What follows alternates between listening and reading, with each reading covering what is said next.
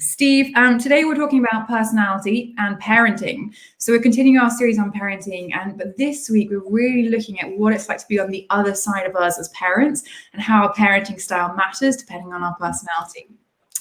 Before we get into that, would love to hear any updates from your world. What's happened this week? How was it? Guys, it's been busy. I think that's the first thing I'd say is we've been busy preparing for the launch of a new little business that Yoda and Ray are doing. So that's a bit of a teaser campaign. So you can find out a bit more later. That basically means Becky's been doing lots of hard work, and I've been offering consulting advice. Isn't that right, Beck? So that's what Yoda should do, in my opinion. So there we go. What else has been happening? I had a fantastic round of golf on Wednesday, which is always good. Had 5 birdies, so that's great. Obviously, I'm not simplistic, and we've had dinners out with people every single night this week. So for those of you in lockdown, I apologise unreservedly. We're getting as many in before we get locked down again, which I think is probably only a few weeks away. So yes, it's good. Very positive week. Excited about lots of things that are happening, and the Giant team are unreal. They just pushed another software upgrade on the platform. So go and have a look at Invincible. I mean, it's like every time they do something, I'm like blown away by how good they are. So the more distant my exit from the day-to-day leadership of Giant has been, the better the team functions and the better the product comes out. So I'll let you draw your own conclusions as to what the common denominator was in that. Yeah, I have to say it is amazing. All of the updates. Wow, you guys are incredible. Just so on it. For those of us who are unacquainted with golf, can you explain what a birdie is? Gosh, I okay. know it was coming.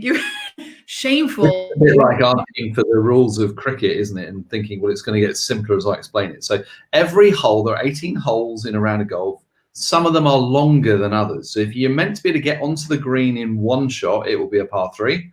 If you're meant to be able to get there in 2 shots, it's a par 4, and 3 shots be a par 5.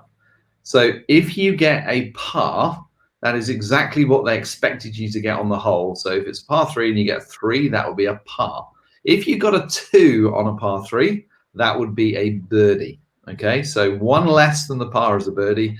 And if you're particularly wonderful, you can get something called an eagle, which is 2 less than par. So if you say on a par 5, you get a 3, that would be an eagle. And there is such a thing as an albatross, which is a 2 on a par 5. But I've never had any of those. I've still never had a hole in one. So there we go.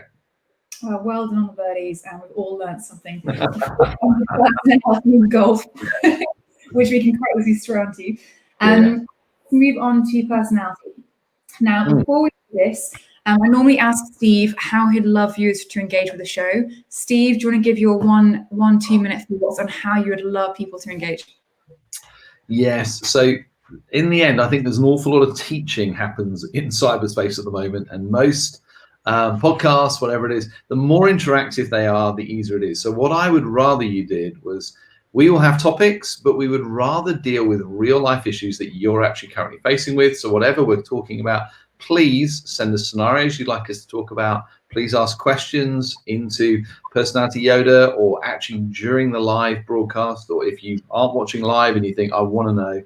So interact is what I'm asking for, and actually to make it so that you're pulling on my unconscious competence rather than my conscious competence. So because I can talk for a very long time, as most of you are aware, I'd rather talk about the things that are most relevant to you. And Ray is the most fantastic host at making sure that we actually stay as relevant as possible to your world. So the more you know yourself, the more you can lead yourself, the more you know the people around you, the better you can lead them. So everywhere relationships happen, Personality Yoda hopefully can be of assistance to you. Brilliant. Thank you, folks. Post your questions in the chat box below, and we'll be sure to include them and ask them to Yoda. Okay, so kicking off, what impact does personality make to your parenting style, and why is it important to have that self-awareness? So if you think of the tool that we use in Giant called why you behave the way you do. So we have nature, nurture, and choice. Those 3 things all play a role in the leadership behaviors that we exhibit to the external world. Well, say what we show up on TV. So how do you show up on TV every day is a mix of nature, nurture, choice. So your nature, your personality, your wiring that is inbred in your DNA will shape the way you behave. And we all have tendencies that are hardwired into our personalities. And if we are accidental or tired or don't take care of things, those tendencies become our actions. So your personality will undoubtedly shape your tendencies for parenting. They don't have to shape your actions, because you can, if you're clever, choose your action that calibrates support and challenge in the most effective way in the moment for the child or whoever it is you're dealing with in that time. So massive impact on personality. If you are not self-aware as a parent, the chances of you parenting well are severely limited. Love it. Okay, so let's dive a little bit deeper and talk specifically about the different voices and their parenting patterns, shall we say, or parenting tendencies. Can you give us a run through of the different voices and what those patterns would be? Sure. So if you think nurturer, 43% of the population are nurturer, and 60% of those are women, which is unbelievable. If you think about it, nurturers will always care. They build amazingly safe environments. They are very nurturing, self-giving, selfless, always thinking of other people, and therefore make the most incredible parents, because nurturers are the ones who are naturally selfless. As a pioneer, I am naturally selfish. And parenting is the ultimate challenge to selfishness, I know, because you do not get to choose anymore exactly what you do with all of your time, all of your money, and all of your talents. So nurturers are the most natural carers and parents, because what they'll do is they'll provide safe, caring, loving environments, attentive to the physical environment, attentive to the emotional needs as well as the physical needs of their children, and just people who love people and love giving of themselves for others. So it's pretty hard not to love and nurture a parent when they're doing it well, because who doesn't love being loved unconditionally and effectively, where they're always trying to do the selfless, less way of engaging with their children. Any tips for nurture parents? Yeah, I think the thing is, if you think of support and challenge, the issue for nurturers are that often at times they won't bring enough challenge to the behaviors of their children. Because what you often have to do, particularly as they grow up, children need structure, they need boundaries, and they need to know that actually you are committed to helping them be the best they can possibly be. So nurturers will always bring support well, actually learning to bring appropriate challenge, and learning, as it were, that sometimes actually that is the most loving thing. That will always be the growth opportunity for the nurturer. And of course, the other is just simply being aware of nurturers will torture themselves that they are not a perfect parent. And there is no such thing as perfect parenting, but nurturers will always hold themselves to a standard far higher than any of the rest of us would ever even dare to contemplate. So be careful, nurturer parents. You will always compare with other people. You will always compare with the outcome or your activity with what you somehow believe is the perfect Mary Poppins or whatever it is model of being a mum or a dad. And it will never be perfect. You'll never be perfect, but you know you'll do a much better job than just about everyone else. So don't be too hard on yourself, would be my other advice for nurturer parents. Amazing. Okay, so nurturers, you can choose which voice you go on to next.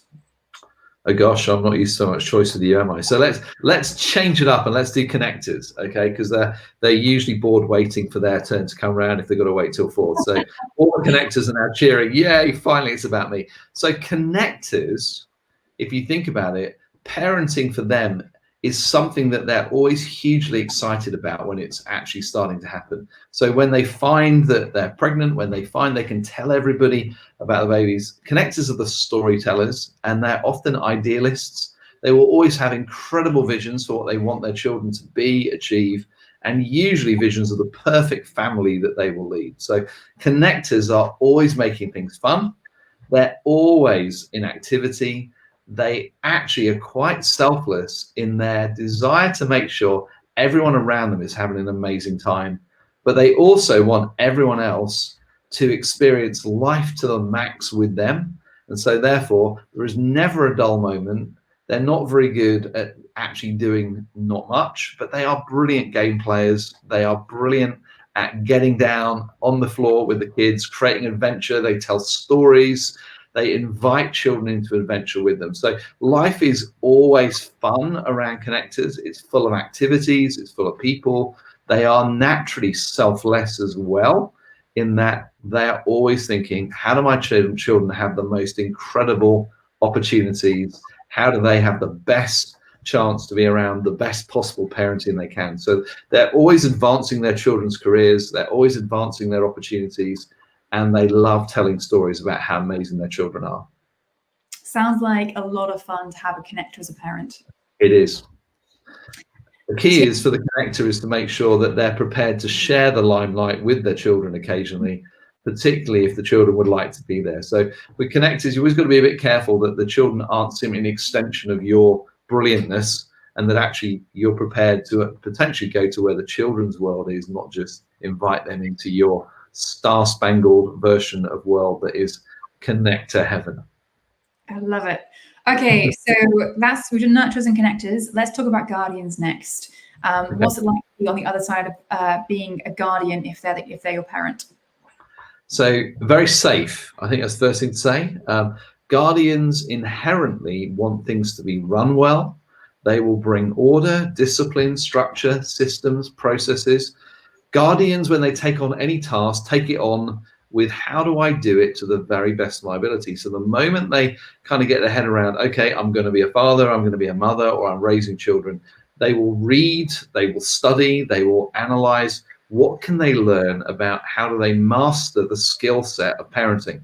So the trouble for guardians are, it is not an exact science. In fact, it's deeply annoying because none of the systems by which they run their life ever really finally escape the curse of the baby, who, though they love routine, discipline, and consistency, are a variable that is emotional as well. And that's often the challenge for the guardian parent, because the child, particularly young children, defy all of their logical, rational, reasoned, planned frameworks. And particularly in early life, guardians are very much lovers of truth, of justice, of rules, of systems, and children often break them, don't conform to them, and often do not truly grasp early enough cause and effect. You did this, therefore the punishment is this. So guardians bring unbelievable consistency to parenting, unbelievable commitment to be the best they can possibly be, but usually what they need is some tools that liberate them to realize that actually if they make it into an advanced PhD in parenting, they will wear them and the kids out. And sometimes good enough has to be good enough. And sometimes it's not irresponsible to have fun just for the sheer sake of having fun together and doing things, dare I say it, that occasionally break the rules and the standard operating procedures. So guardians, it depends who your child is, but actually create those adventures and create the opportunities and bring all that wonderful consistency and discipline and safety to bear, but let them adventure as well, even if you find it at times a challenge to do so. I have to say, you're totally right about guardians having a very safe parenting approach.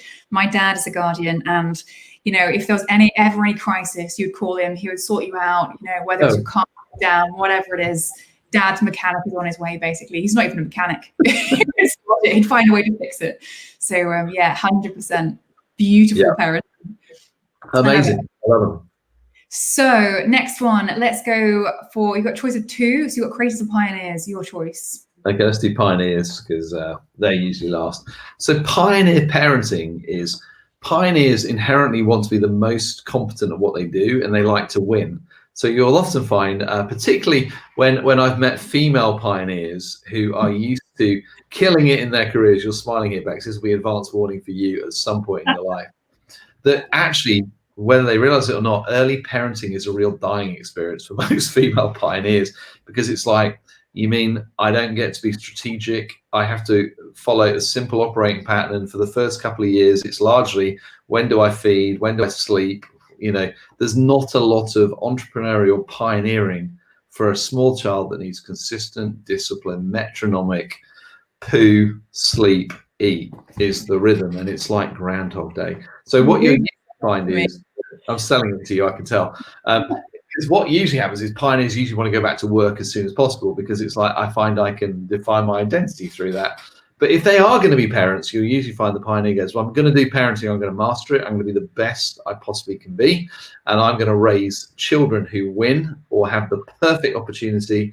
So you'll often find pioneer parents are quite driven, and they often you see their children as an extension of their desire to win and project to the world this kind of omnicompetence. So pioneers will often struggle if their children struggle.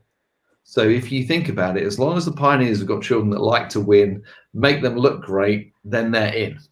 Actually, when it comes to sacrificial giving up of themselves consistently over an extended period of time, unglamorous, middle of the night, sacrificial service, most pioneers actually, if they're honest, think, well, I'm sure there's somebody else who could do this. I hope there's somebody like me next to bed who might be a nurturer, or someone who's going to feel guilty, because I hope they understand that tomorrow I have incredibly important things to do, and this is a major inconvenience to my brilliance that I'm going to perform tomorrow. So early parenting is always a challenge for pioneers, unless they make it a competition. What you'll find is pioneers often come into their own as the child gets older, and the child begins to realize, hey, my mum and dad do amazing things, and they know everybody, and they're going to help me advance in what I want to do. So if pioneers can learn how to tone down the drivenness and the pressure in early life, you get a chance basically to help them be the best they can be. And that's maybe different to what you are. And that's often one of the reasons why personality and self-awareness is so helpful. You have to know the 70-30 principle of your children. If you insist on them pleasing you all the time, they may not be as happy as you are. Well, you really sold the parenting experience. No sugarcoating at all. It's easier being a male pioneer than a female pioneer, Bex, I'm afraid. Thank goodness I'm married to a nurturer, is all I'm going to say. Okay, last but not least, the wonderful creatives, parenting patterns for creatives. Yeah, so creatives are, if you think about it, they are always thinking towards the future, and they are so passionate about creating ideals. Most of them will have a vision of what they think perfect parenting should look like, and they will usually hold themselves to a standard that is impossible to achieve. So first thing to say to creative parents, give yourself a break. Good enough is good enough, and a 90% success rate in your perfect ideal of parenting is way, way, way more than your child actually would ever need or deserve. So think about the adventure that basically you want to take the child on. So most creatives want to change the world. They believe in causes bigger than themselves. They love adventure. They love causes. And actually, inviting their children with them to change the world and to shape the world and make the world a better place, and to create children that value other people, that are self-giving of themselves as well. Creatives love the challenge of parenting, but they often struggle with the attention to detail and the guardian repetitive task, guardian nurture task of early years. So they'll feel guilty for it. They're quite selfless, so they'll give of themselves to it. But it's almost realizing as well, creatives, even if you happen to be someone who's not a big lover of structure and systems and processes, that's what children actually need for their well-being. So you'll often see some more hippie type creative parents that kind of let children go to bed whenever they want and sleep when they want and study if they want to.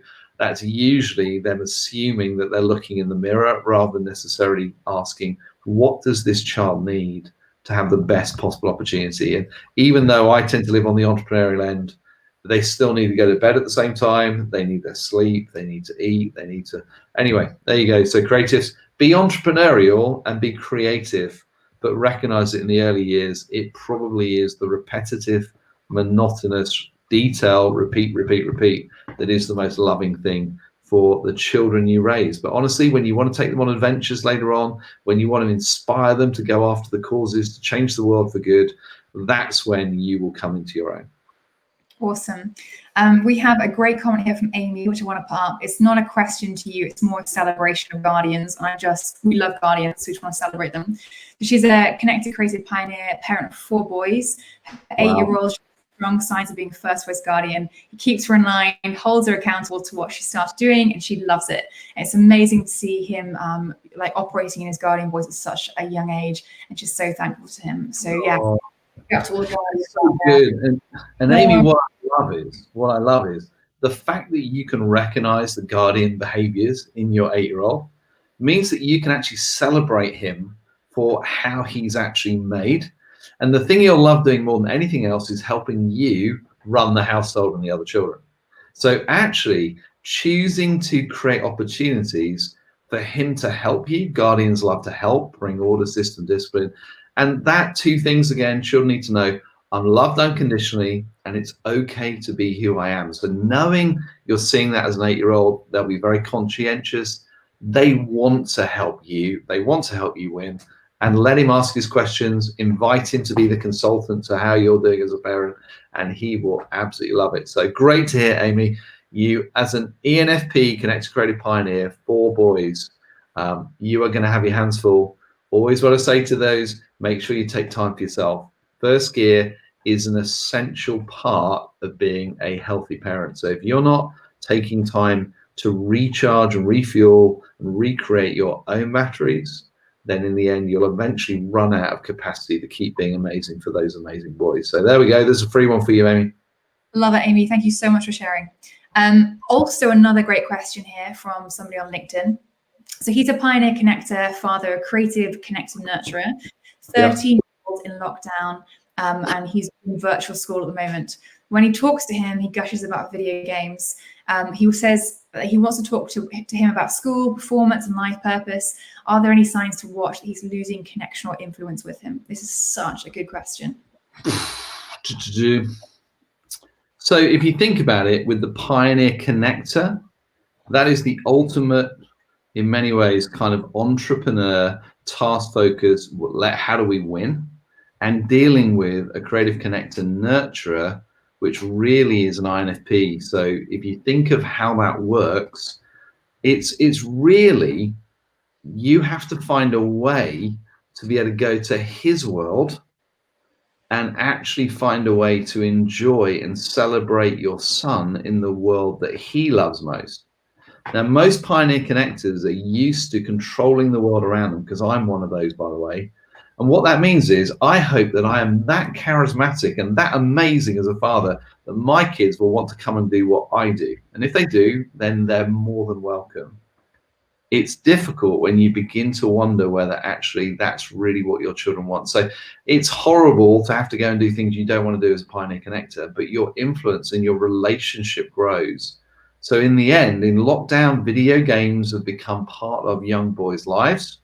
So in the end, though you may not want to go and waste time with him, it's actually a way in which you affirm that what he's doing is okay. But what you can do then is, from that place of influence, to ask the question, hey, we can't play video games all day. So what else would you most love to do?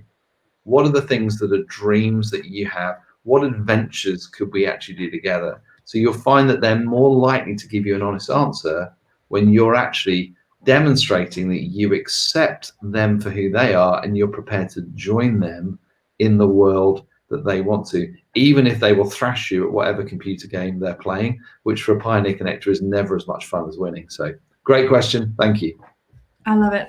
I've got some awesome questions as well coming up from people which are written in during the week. So going back to slightly what we spoke about last week, I've got a question from Rachel. So you mentioned around connectors disciplining their talent. Can you give an example of how you would discipline a talent or help your kid discipline their talent? Yeah. So connectors always usually want to change the world. And what you can do is, if you can help them understand, and this may be my pioneer version, but I had Izzy, my eldest, was a connector creative pioneer. And Izzy was sickeningly talented at everything, but actually, like most connector creative pioneers, would always want to move on to the next thing. Now, at about the age of 7, I have huge influence in the life of my daughter, because we've loved her well. And I'm saying to Izzy, when we're going to do something with you, and I'm going to make you do this until you leave home. So initially it was called the piano. Okay. The piano is a phenomenal instrument because you can't be entrepreneurial forever with the piano. You actually have to learn how to play music. The notes matter. And Izzy, of course, was sickeningly talented at it, but there is always a moment where the NFB or the Connected Creative Pioneer wants to give up because it's too hard. So they've got to about 70% of talent on talent alone. The difference of then applying discipline to talent over a period of time. So I would just keep cheering for Izzy, keep saying I love you enough not to let you give up on this, because you're going to learn what happens when you put discipline over an extended period of time alongside a skill set that you're naturally talented at. And in the end, the piano will be my gift and we'll celebrate it. Now, there were times when she wanted to give up, but because I was such an important influence in her life and she wanted to please me, and actually everyone was celebrating the gift that she had, she went on and did her grade 8 piano, whatever it might be. And actually, it was one of those ones where, you know, Ray, you're working with her right now and doing some mentoring with her. She's one of those characters that is actually far more disciplined as a 20-year-old than most of the connectors we meet. In fact, so good, she's actually helping us build the business. So Izzy, I salute you. I love you. You're amazing. I hope you'll forgive me making you play the piano for all those years, because it was actually Helen, by the way, who took you there every single week repeatedly. I dealt with the big picture concept of why it was important to you. Helen was the metronomic nurturer guardian that actually made sure it happened. So without Helen, we wouldn't be telling these stories, as most of you know by now. I do have to say, Steve very much is telling the truth, because his daughter Izzy is amazing and probably one of the most disciplined connectors I've ever met. So yeah, well done, Iz. Okay, awesome. I have another question around mistakes from Jill. So what do you do? How do you recalibrate if you've made a parenting mistake? If you thought, oh, I really shouldn't have done that, or I really shouldn't have said that, what do you do?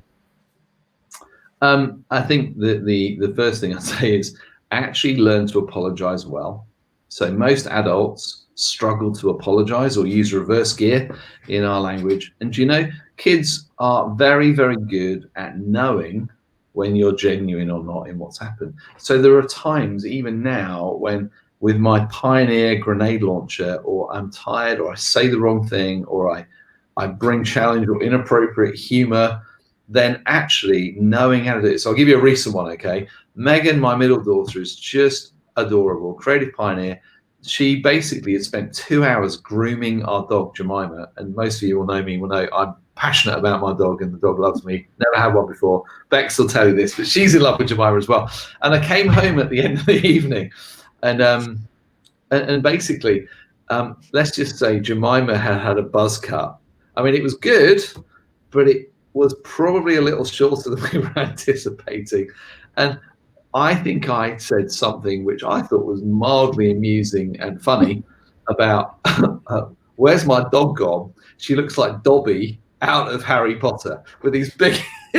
Anyway, that was just enough to turn Megan to tears, and she ran upstairs and shut the door, and that was the end of the night. And I'm going like, oh, I've basically blown it here, but I know my daughter well enough to know she knows I'm always good at saying sorry, and physical affection with Megs is always the way forward. So I go, I knock on her bedroom door, there's no sound, I knock again, come in, she's on the bed, and all I do is I just go and give her a huge cuddle, because actually with Megs it's always been physical affection. I go, Megs, I'm so sorry. I was so insensitive. Honestly, I'm so grateful that you spent 2 hours grooming our dog that I would never do, because it's far too sacrificial. And I shouldn't have said what I did. And I love you. And I'm so grateful. And she just was like, yeah, should I know it was too short? I feel bad for doing it. I said, look, it's fine. It will all grow back. So I still do it when you get it wrong, which you will repeatedly, because there's no such thing as perfect parenting. None of us are naturally good at it. And as I said to you before, play tag team if you can. It's so much easier if you've got two of you, and even extended family and friends. You know, you'll be amazed sometimes how those who are in your extended network are just as good at parenting your children with you.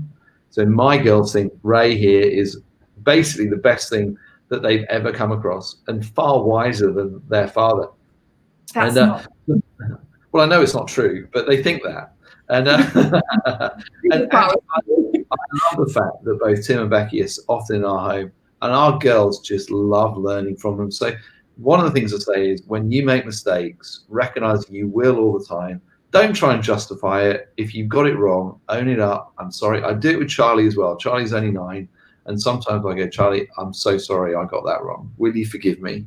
Because you're modeling a pattern of behavior that actually you want them to learn. Because you'll be amazed, the people who can't say apologize when they got it wrong will never have the level of influence they could do. Because actually, in the end, we respect people who are prepared to go, my bad, I got it wrong. So never be afraid to apologize to your children and invite them unconditionally into that apology. Don't necessarily sit there thinking, well, you've got to say sorry to me now, because that isn't a real apology. If the you're sorry is only because you want them to say sorry, then actually what you're doing is manipulative and wrong. So it's either heartfelt, I'm sorry, and that's the end of it. You usually find that they will then respond and go, well, that's really lovely, I forgive you. And physical affection for children at that point is usually huge as well. So there you go. I've made a lot of mistakes. That is such helpful advice. And also, I have to say, I never noticed the haircut when I went around and saw Jemima last time. Had no idea. I thought she was particularly cute, so clearly I'm not a tall person. You're far more charming than I bet. There you go. It was late at night. And I might have had a beer at the golf club. So there we go. There you go. It's all coming out now. It's the golf. Okay, one last question I would really want to sneak in before we everything close. Rachel says, how can I encourage a connected pioneer to have quiet time? Which is a great question. I think what you realize with connectors is they often struggle to be alone.